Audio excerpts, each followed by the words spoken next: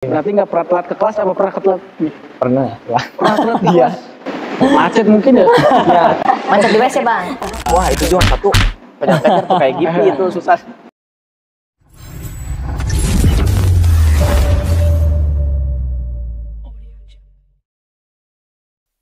Assalamualaikum warahmatullahi wabarakatuh. Halo Sobat Arsya dan Sobat Arsi, selamat datang di channel LDKT Malasyari. Dan kali ini kita akan ngobrol-ngobrol nih di episode kedua kali ini.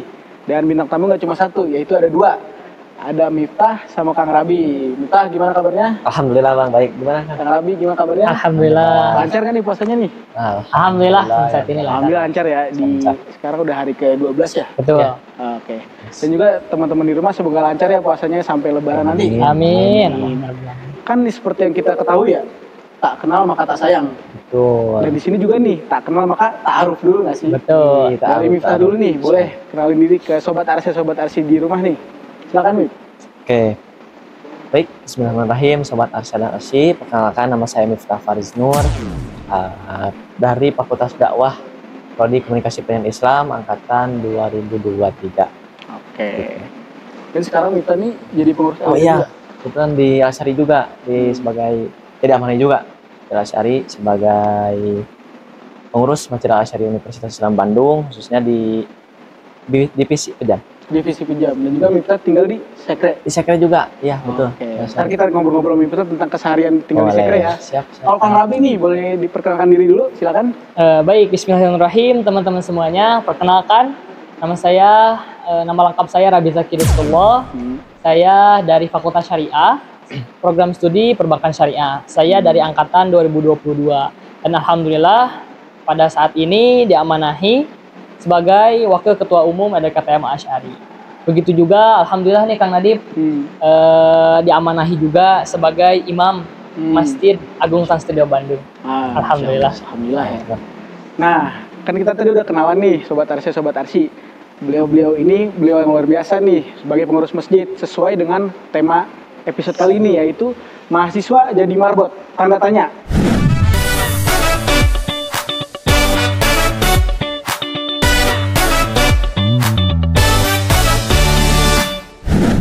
Masalah kan tanda tanya itu apa sih? Baik kesehariannya, tugas dan tanggung jawabnya. Itu dia, kita akan ngobrol-ngobrol nih. Dan pertanyaan pertama nih, kalau pertama-tamanya itu kayak gimana sih Miftah atau Kang Rabi dekat dengan masjid nih? Tinggal di Sekre atau gimana? Boleh dijawab Miftah dulu. Mungkin dari awal ya, sebelum ke Sekre itu, ya sebelum ke masjid lah gitu, bersama-sama atau mungkin menjadi bagian dari keluarga Asy'ari. Itu sempat mondok dulu Bang, maksudnya sempat di kosan terlebih dahulu. Oh, waktu awal-awal tahun pertama maba. Ya, sempat ngekos dulu setahun, baru setelah itu semester 2 di masjid tinggal Asy'ari Universitas Islam Bandung. Baru semester 2 masuk ke. Ya, semester 2 baru Sekre. masuk di Sekre. Oke. Kalau Kang Rabi sebagai imam di Masjid TSM dari kapan sih? Kalau sebagai imam di TSM, alhamdulillah sih dari tahun kemarin Kang Nadib. Jadi tepat di bulan Ramadan ini 1 tahun begitu. Masya Allah. Alhamdulillah. Udah 1 tahun jadi ini. Nah, dari Miftah lagi nih. Miftah kan sebelumnya ngekos nih. Ya, betul Bang. Sekarang tinggal di Sekre. Ya. Tinggal di masjid lah ibaratnya. Perbedaannya apa sih? Perasaannya tuh gimana? Tinggal di kos dan di Sekre. Boleh jawab nih? Oke. Kalaupun pertanyaan tentang perbedaan mungkin beda jauh ya. Kosan sama di masjid gitu kan. Dan itu juga menjadi banyak perbincangan ataupun pertanyaan yang memang kebanyakan orang ataupun teman baik itu keluarga bertanya-tanya gitu tentang hal ini. Kenapa gitu kan ya udah enak-enak di kosan itu anggapan yang memang asumsi dari teman-teman yang di kosan lah gitu. Kalaupun yang memang di masjid jelas-jelas lah gitu. Tapi kalau misalkan saya pribadi gitu kan, kalau misalkan di kosan sama di masjid lebih enak di masjid sih. Lebih enak di masjid karena kosan itu ya walaupun serba gitu kan, serba enak, maksudnya ya sendirilah gitu, tidak bising dan sebagainya, tidak ramai-ramai gitu kan, akan tetapi chemistry-nya itulah nggak dapat gitu, maksudnya kebersamaannya itu nggak ada. Walaupun ya memang di dalam segi kosan gitu kan banyak teman-teman yang kosan yang lain, akan tetapi beda jauh gitu kebersamaannya sama di masjid. Oh, kebersamaan. Iya, kebersamaannya beda. Kalau di kosan kan kayak misalnya saya ngekos juga nih. Iya. Itu kayak Ramadan tuh sahur sendiri, buka sendiri. Betul Bang, kayak itu. Kalau di masjid bareng-bareng gitu juga Kang Rabi ya? Betul, betul, betul. Kang Rabi juga sering tinggal di sekre juga berarti ya? Alhamdulillah sih sempat sekali, 2 kali, bahkan mungkin sering lah gitu. Oh, sering. Gitu. Oke. Nah, kalau kita bicara tugas dan tanggung jawab, mungkin kewajiban. Boleh diceritain Miftah, Kang Rabi, kalau takmir tuh kayak gimana, imam tuh kayak gimana, dari Kang Rabi dulu? Nah, mungkin yang bisa saya jawab nih terkait kewajiban mungkin ya tadi imam dan juga takmir begitu ya Kang Nadif ya. Kalau misalkan saya saat ini sih sebagai imam itu di Trans Studio Bandung, di Masjid Agung Trans Studio Bandung, disebutnya sebagai asatiz di sana tuh. Asatiz sudah level Iya, asatiz. iya betul. Di sana tuh sebagai asatiz. Kalau kewajiban dan mungkin tugasnya di sana paling di sana tuh sebagai muadzin dan juga imam gitu kurang lebih. Kalau misalkan di sini sebagai pengurus ya tentunya punya kewajiban lebih untuk mengurusi masjid itu sendiri. Dan juga mengurus LDKT Betul, ya, betul rumah LDKT kita. Mas Syari. Betul sekali. Kalau Miftah, tanggung jawab dan tugas itu kayak gimana sih, Miftah? Tugas dan tanggung jawab. Mungkin kalau misalkan perspektif dari pertanyaan atau jawaban mungkin dari Tim Rabi itu jelas-jelas mempunyai kesamaan ataupun perbedaan ya. Tapi kalau misalkan merujuk di sini gitu kan khususnya di Masjid Al-Asy'ari ya berbeda jauh lah. Mungkin kayak misalkan tugas dan tanggung jawab khususnya saya kan di divisi pejam nih. Divisi pejam jelas-jelas itu kan sebagai pelayanan jemaah lah gitu. Tidak hanya mungkin yang pertama gitu kan tidak hanya muazin ataupun iqomah dan imam dan sebagainya, akan tetapi menjalankan prospek-prospek yang telah diamanahi oleh atasan itu sendiri. Itu kan dinaungi gitu kan lah, sebagai keluarga juga kita kan dinaungi oleh PDPM gitu kan, yang memang ruhul Islam lah gitu. Ya, ya. Kan tadi kita udah bicara tugas dan tanggung jawab, tapi ada satu yang kelewat nih. Perbedaannya apa sih antara imam, marbot, dan juga takmir? Boleh dijawab, Kang Rabi? Oke, baik. Kalau misalkan disuruh menceritakan atau menjelaskan gitu perbedaan antara imam, marbot dan juga takmir. Mungkin di kalangan masyarakat atau di kalangan jamaah nih takmir yang marbotnya kadang yang suka sama. Tapi sebenarnya punya beberapa hal yang membedakan gitu di antara. Kalau misalkan imam tentunya beda sekali gitu ya dari segi tugasnya gitu ya. Sangat beda lah. Kalau imam kan ya pasti yang mimpin sholat gitu di suatu masjid, lalu juga menjadi asatiznya juga gitu termasuk itu kalau imam sih kurang lebih. Kalau misalkan takmir dan juga marbot, takmir itu lebih ke sekelompok orang lah bisa disebut begitu yang mengurusi secara strukturalnya gitu di masjid. Kalau misalkan marbot lebih ke yang mengurusi secara teknis dan operasional sehari-hari. Begitu sih bisa kita simpulkan kalau marbot itu teknis, kalau takmir itu secara struktural. Betul. Termasuk kita ini channel apa LDKT Al-Asy'ari itu takmir. Iya, betul. Oke. Kan kalau menurut Mita mau nambahin juga? Udah terwakili kayaknya Bang nih. Iya, kayaknya. Wah, secara struktural ini Oke. Ya, sama. Mungkin masuk ke pertanyaan berikut ini ya. Kan tadi udah diceritain perbedaan tugas dan tanggung jawab. Kita udah tahu nih Kang Rabi sebagai imam, kita sebagai marbot. Iya, betul. Kan kita juga ada kesamaan nih, yaitu kita mahasiswa. Betul. Kalau keseharian kita sebagai mahasiswa, boleh diceritain nih dari bangun tidur sampai tidur lagi. Dari Miftah dulu nih, yang di LDK Al-Asy'ari. Oke, baik Bang. Terima kasih.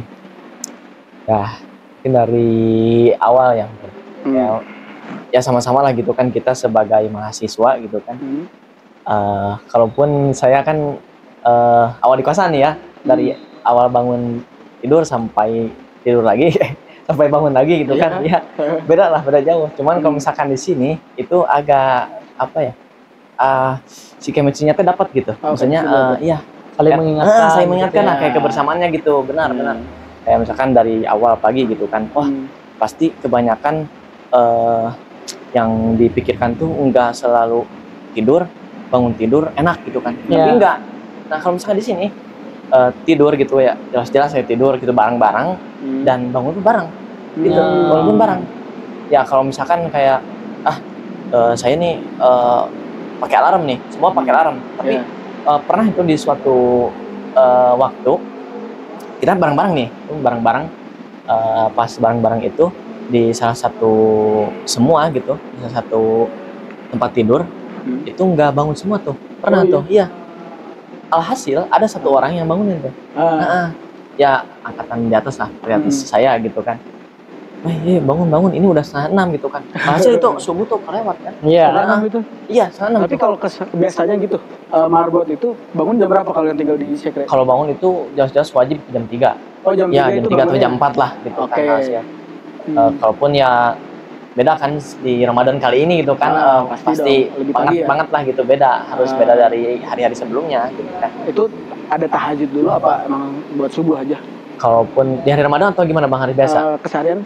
Kalau untuk keseharian, kalau seharian itu dari awal bangun, dari awal bangun tidur itu kita seperti biasa gitu kan, berwudu terlebih dahulu ataupun ya berdoa gitu kan, jelas-jelas lah yang telah diajarin atau disunahin oleh Rasulullah SAW.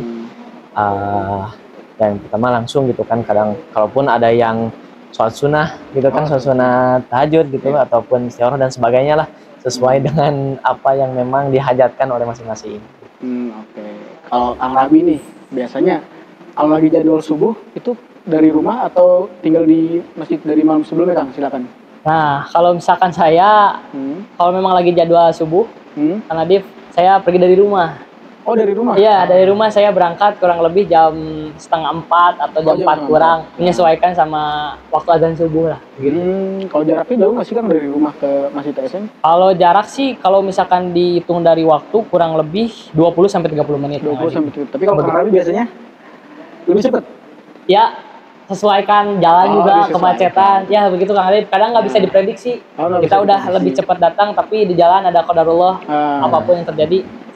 Ya begitulah. Oh, tapi kalau dalam seminggu itu Kang Rabi berapa kali sih jadwalnya dihitungin yang subuhnya aja? Kalau jadwal subuh dalam satu pekan saya alhamdulillah kebagian 1 kali di hari Jumat subuh. Kalau tadi kan kurang lebih sama ya, jam 3, jam 4 lah ya persiapan buat subuhnya. Betul. Setelah subuh nih, dari Miftah dulu nih, apakah tidur lagi, apakah langsung ada kelas pagi, apa gimana Mit? Setelah subuh. Oke, setelah subuh ya Bang Adit. Iya. Kalau untuk setelah subuh itu kita kan di sini ini ya, balik lagi lah gitu ke bersamaan. Tapi kalau misalkan kepribadian gitu kan, kembali ke pribadi, kadang melihat juga keadaan. Kayak misalkan saya nih Miftah gitu kan, saya pribadi nih ada matkul nih jam 6 gitu kan, 6:30 harus ada di kelas. Nah itu nggak tidur Bang, misalnya kalau subuh itu ya pakai aktivitas lah gitu kan, kayak ngaji, baca buku, ngajiin tugas dan sebagainya lah. Apalagi produktif ya? Iya produktif, apalagi deadline nih dikejar-kejar nih, misalnya ini jam 6:30 malam lupa nih nggak ngerjain. Ya hasil subuh itu harus dimaksimalkan tuh untuk untuk ngerjain tugas yang deadline ini gitu. Oke, habis subuh ada kelas normal sampai sore dan sebagainya. Tapi maghrib sampai tidur lagi, balik ke sekre lagi. Berarti nggak pernah telat ke kelas, apa pernah telat nih? Pernah telat ke kelas. Macet mungkin ya? Macet di WC Bang. Macet di WC. Oh, berarti nggak mandi ngantri juga? Ya, itulah. Kalau Kang Rabi mandi di TSM juga? Kalau saya sih sampai saat ini belum, belum mandi di sana. Oh gitu. Soalnya kelasnya nggak di sana ya? Iya betul. Oke. Kan tadi udah diceritain nih keseharian. Cara ngebagi waktunya gimana sih? Kita kan mahasiswa nih, berarti punya kewajiban yaitu kuliah, mungkin organisasi. Ya, tapi Kang Rabi sama Miftah ada spesialnya, yaitu pengurus masjid juga. Gimana sih cara ngebagi waktu menurut Miftah sama Kang Rabi? Boleh dari Kang Rabi dulu. Untuk membagi waktu antara kesibukan sebagai pengurus masjid begitu ya, sama sebagai mahasiswa gitu yang berkuliah. Kalau di diri saya pribadi, untuk membagi waktu sih mengalir begitu saja Kang Nadif. Jadi di sela-sela waktu saya berkuliah, saya juga pasti menyempatkan dan menunaikan kewajiban saya gitu sebagai pengurus masjid. Tapi yang jadi prioritas sih pasti kuliah dulu ya pertama. Pasti kuliah dulu yang diutamakan, masuk ke kelas, belajar segala macam di kelas. Nah setelah itunya, kan kadang di mahasiswa lain mungkin ya gitu, yang memang tidak masuk organisasi misalkan gitu. Biasanya kan setelah kuliah beres kelas langsung pulang gitu, atau nongkrong dengan temannya atau main kemana.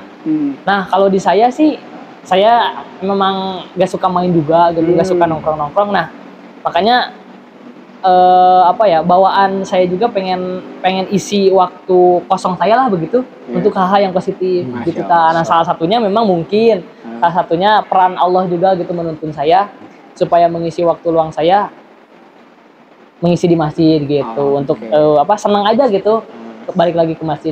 Sorry Kang Rabi, saya penasaran ini, pernah nggak sih ada agenda dari kampus atau kelas atau organisasi tapi bentrok sama jadwal di TSM? Gimana Kang? Pernah sih waktu itu. Kayak gimana tuh ceritanya? Boleh diceritain? Waktu itu pernah dalam satu waktu saya ngisi jadwal zuhur asar di TSM. Nah, pada saat itu ada matkul juga. Oh, ada matkul. Ya, matkul yang selesainya itu 11.30. Memang kan ada spare waktu ya untuk masuk ke zuhur gitu di 11.30. Cuman kan dari perjalanan juga 20 sampai 30 menit gitu. Kalau dari kampus juga sama. Nah, takutnya kan ada telat gimana gitu. Alhasil saya waktu itu nego ke dosen. Oh, nego ke dosen, saya bilang aja gitu karena kan nggak akan keburu. Kalau misalkan diterusin kelasnya ikut. Akhirnya dari jam 11 saya izin ke dosen. Bu, maaf.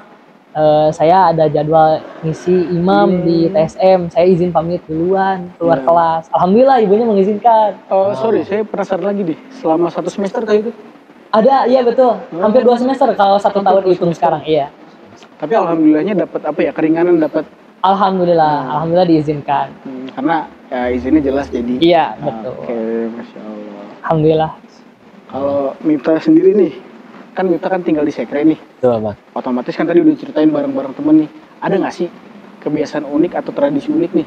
Khususnya sama teman-teman di Sekre nih. Main bareng, nongkrong bareng, ketawa-tawa bareng, ada nggak sih? Tradisi unik. Mungkin kalau misalkan tradisi unik, kalau dicari-cari itu susah Bang. Tradisi kayak unik-unik kayak gitu. Cuman kalau nggak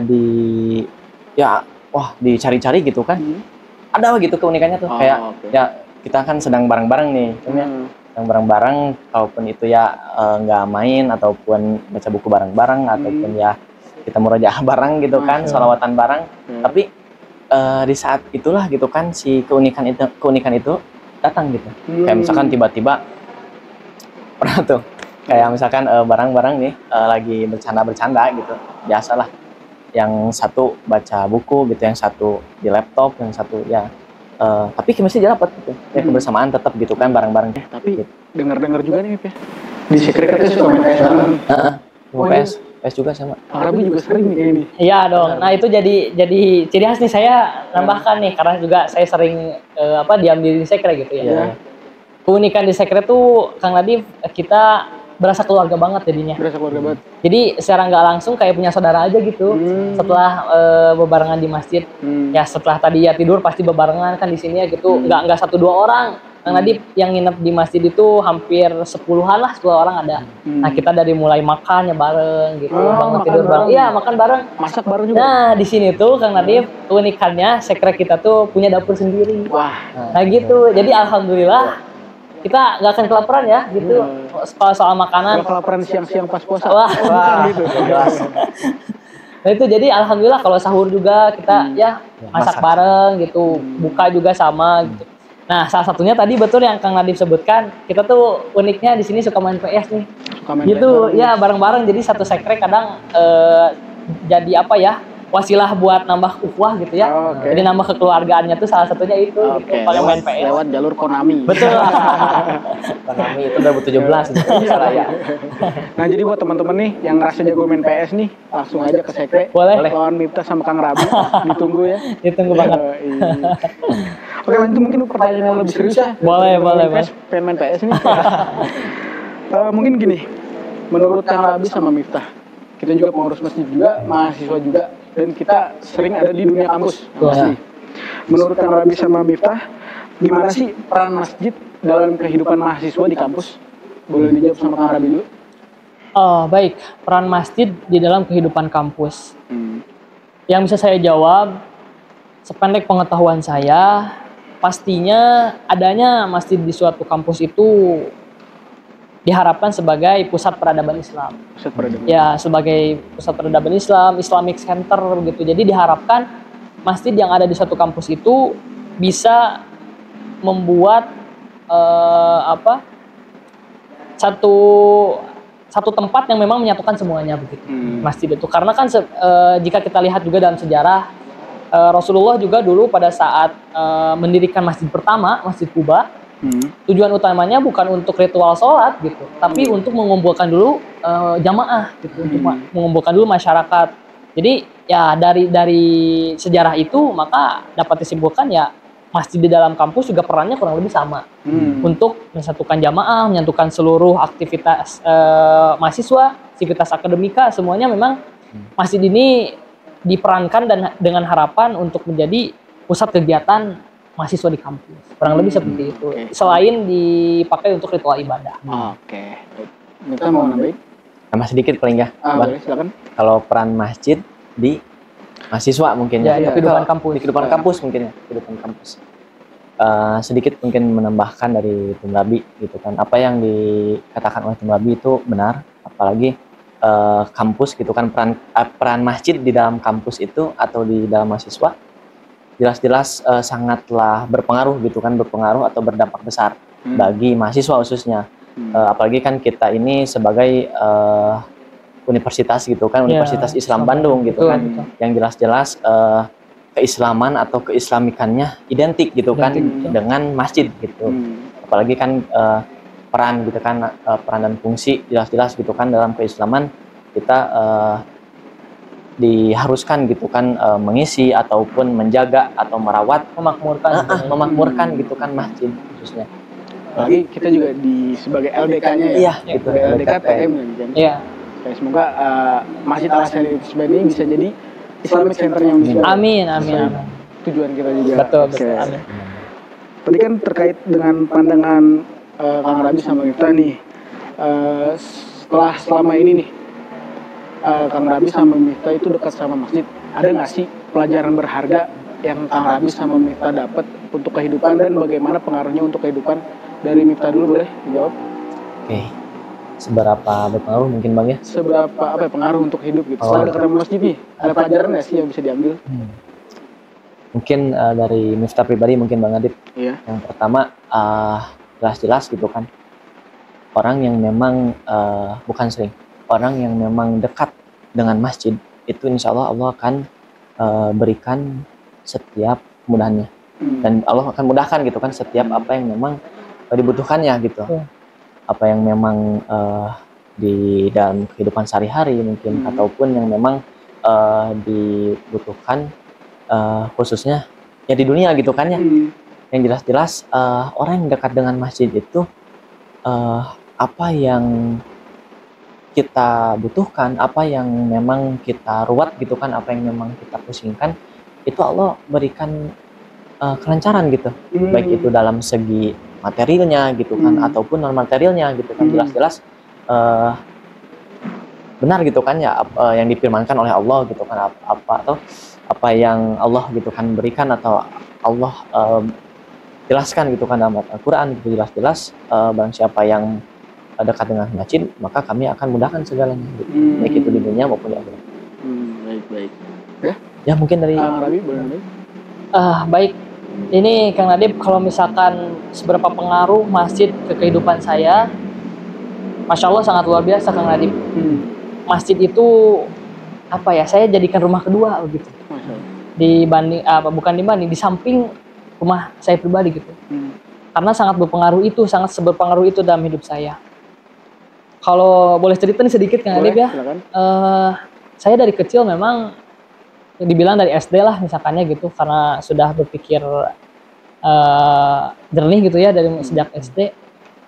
Kelas 5, kelas 6 itu saya kayak dapat hidayah aja gitu untuk suka ke masjid, suka gitu ke bangunannya, ke apa ya, ke tempatnya, pokoknya suka aja gitu ke masjid dari dulu. Nah, seiring berjalannya waktu, kalau di jalan lihat masjid tuh kayaknya enak aja gitu dipandang gitu, kadang pengen kunjungin kayak gitu. Nah, sampai saat ini pun Allah masih kasih alhamdulillah rasa itu gitu. Rasa untuk suka ke masjid. Memang dari apa ya? Sebenarnya nggak tahu kenapa, cuman ya kayaknya hidayah aja gitu dari Allah, bentuk kasih sayang Allah ke saya gitu ya. masih dibimbing dan dikasih rasa suka gitu ke masjid. Nah, dari rasa sukanya itu nya Allah ternyata dengan baiknya gitu memberikan balasan juga kepada kehidupan saya. Misalkan contoh kecilnya, padahal sebenarnya banyak sekali gitu ya hal-hal yang memang membuat hidup saya baiklah gitu karena setelah saya dekat dengan masjid. Pasti tadi kata Miftah juga betul, kehidupan kita dipermudah, dikasih petunjuk, terus dikala kita dihadapkan dengan masalah, pasti ada aja solusinya, gitu. Karena ya kita dekat dengan rumah Allah gitu maksudnya. Allah juga nggak akan diem gitu kan ya, pasti melihat hamba-hambanya yang memang mengurusi rumah Allah. Nah saya yakin akan itu.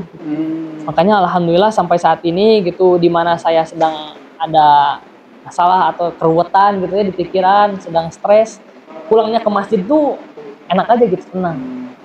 Disolatkan gitu ya, maksudnya kita melaksanakan sholat, terus kumpul sama teman-teman yang soleh pasti di masjid, ketemu ya pasti yang di masjid kan yang sama-sama pengen dekat juga ke Allah lah gitu.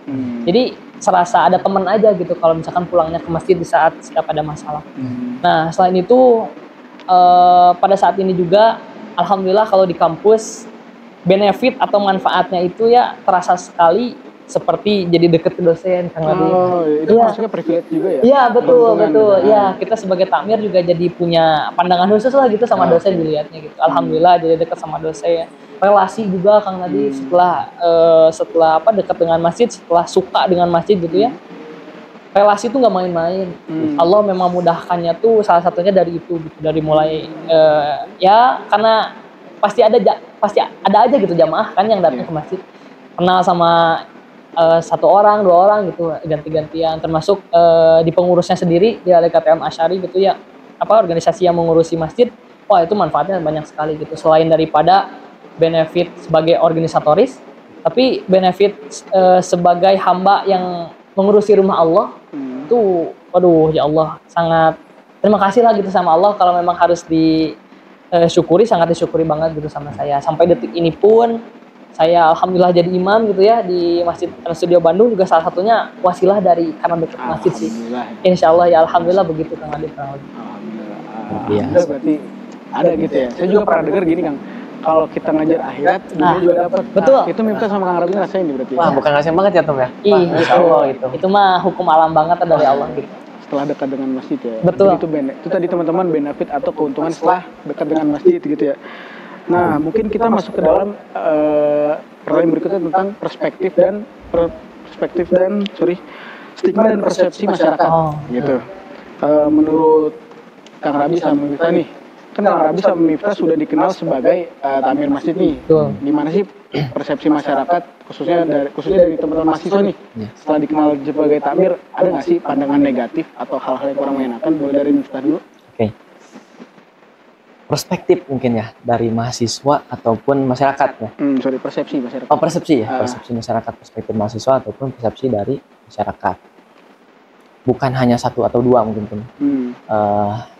Sering gitu kan, sering kali menjadi pertanyaan mungkin dari mahasiswa, khususnya teman-teman gitu kan yang memang sefakultas ataupun yang memang seangkatan juga. Apalagi masyarakat gitu kan, jangan jauh-jauh lah gitu kan, khususnya dari teman-teman yang memang sekampung ataupun keluarga gitu kan, sering nanya gitu, bukannya awal itu kan di kosan ya, apalagi ada lagi yang nanya, bukannya dari awal itu kan jelas-jelas kamu itu kosan kan, gitu, anak kosan lah, kenapa sekarang ngapain sih di masjid gitu? Kenapa sih jadi anak masjid gitu kan, jelas-jelas enak lah di kosan lah gitu kan, dan sebagainya gitu kan. Ada juga itu kan negatifnya, mungkin ada juga yang positifnya. Oh, antum di masjid ya? Wah, bagus tuh gitu, dekat sama orang-orang yang memang belum pernah kita kenal, gitu kan, dekat di masjid, kenal gitu kan.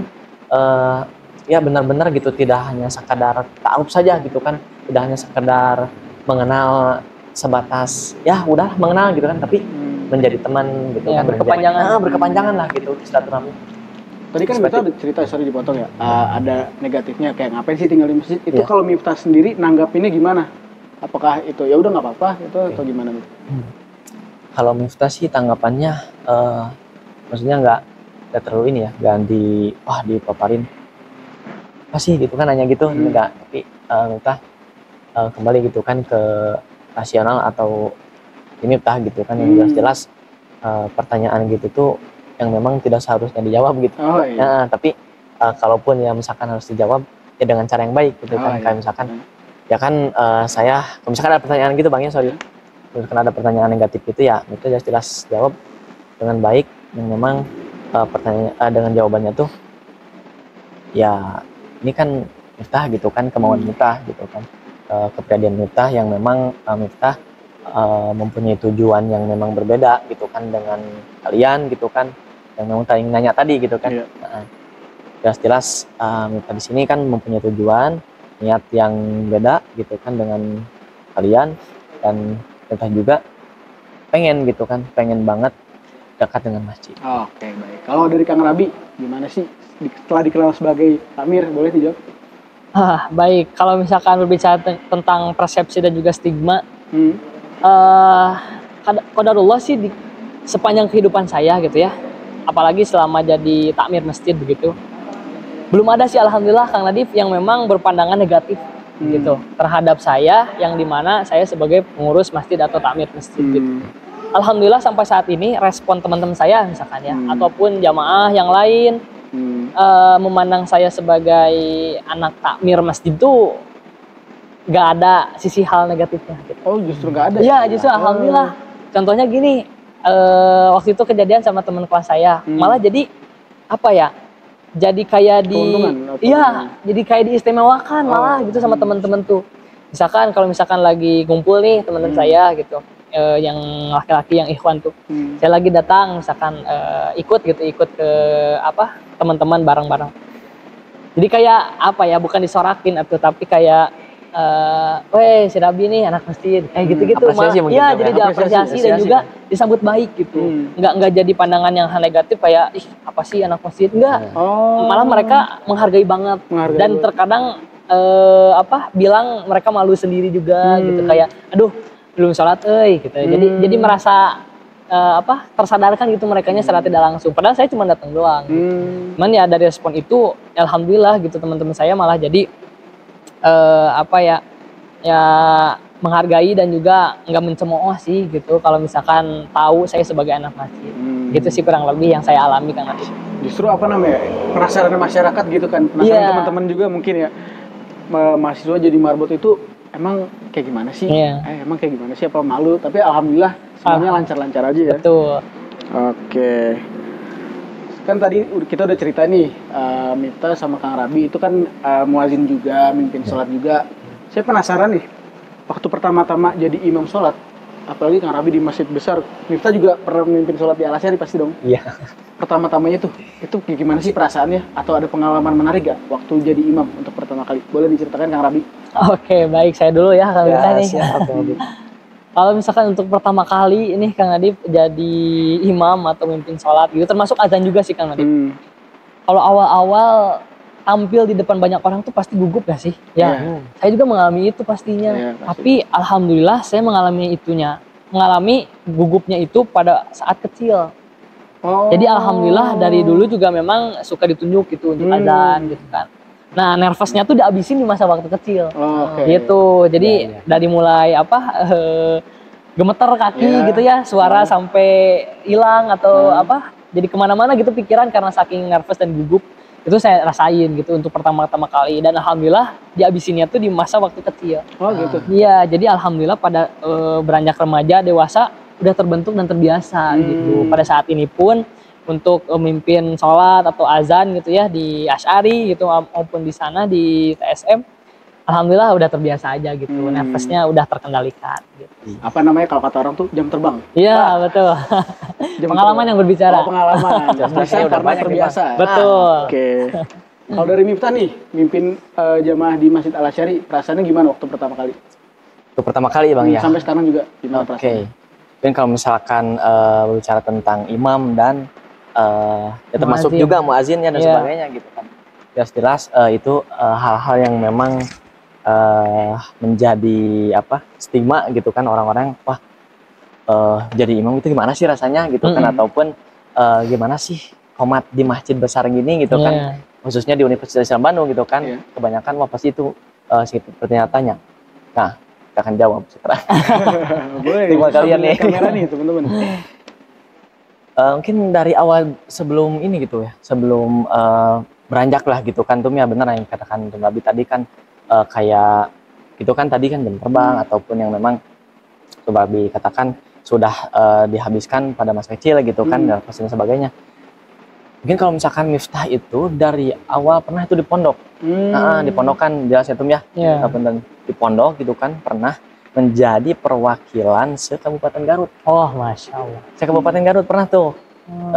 Dari apa ya, 1000 gitu, bukan nggak banyak, 90 orang. Ya, itu kan ada lomba tuh, kan ada lomba muazin. Lomba muazin se-Kabupaten Garut, dan bisa dipilih di pondok itu untuk mewakili pondok pesantren Miftah ini yang di Garut gitu. Nah, pas Miftah mewakilkan ya, Miftah kan di sana jelas-jelas nggak ada latihan dong. Ya maksudnya latihannya kurang gitu kan ya, seadanya lah gitu kan, kata Ustaz Sok, gak apa-apa latihan sendiri aja gitu kan. Nah, pas begitu hari H gitu kan, nyoba gitu kan, perlombaan sebagainya. Alhamdulillah kita juara 2. Masya Allah. Juara 2, walaupun nggak juara 1 ya Tum ya. Wah itu juara 1 kejar-kejar tuh kayak gitu itu susah. Tapi juara 2 juga alhamdulillah gitu kan. Ya dari kegugupan gitu kan, dari nervous dan sebagainya.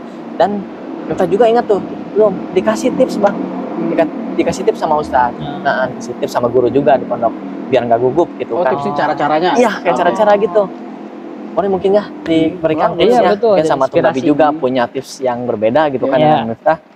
Yang kalau misalkan imam kalau misalkan imam ataupun ceramah gitu kan, ataupun kalau komatnya mungkin dari kecil juga ya udah ini kita belajar gitu kan. Kalau misalkan azan ataupun itu kaki kita jinjitkan katanya.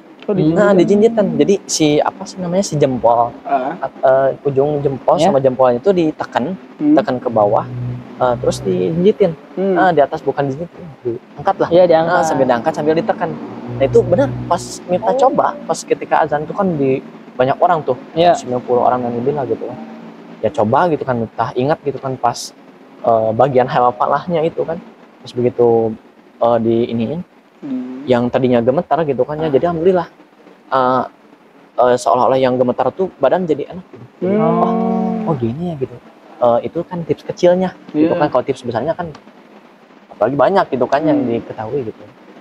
Gitu Pak, itu dulu kalau misalkan di masjid ya, dari sana alhamdulillah gitu kan ke masjid ke masjid gitu kan, khususnya di Masjid Al-Asy'ari Universitas Bandung ini alhamdulillah gitu kan sudah terbiasa.